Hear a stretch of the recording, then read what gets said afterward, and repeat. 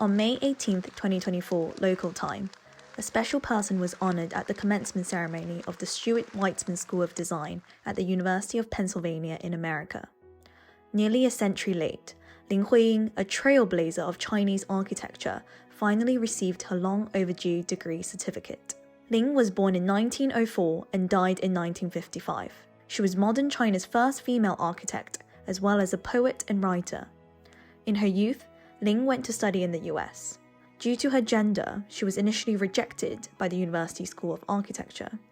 After multiple unsuccessful attempts to gain admission, she enrolled in the School of Fine Arts while taking architecture courses as a minor. So at the time that Lin studied at Penn, we did not allow women to study architecture. 2 years after she graduated in 1936, the first women graduated. They didn't change the policy until 1934. So it was a slow process. What's partly exciting is Lin helped accelerate it.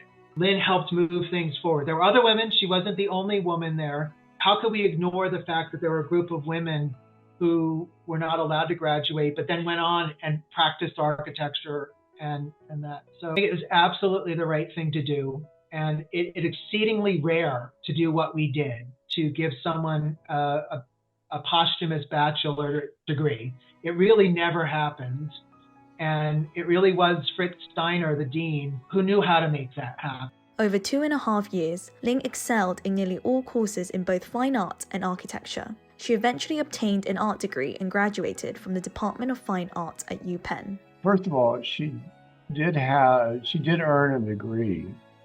It was a degree in fine arts, not architecture. And architecture is the degree clearly that she sought and she earned. So what we did was awarded her a second degree. It wasn't an honorary degree, it was a real degree. So it was the degree that she earned. The other thing we knew, but we learned more, was that in her final year, she was a teaching assistant. So she was teaching beginning students. So obviously the architecture faculty thought very highly of her skills, or they wouldn't have entrusted her to help teach. Well, I think she's a very important figure in the history of architecture generally, worldwide.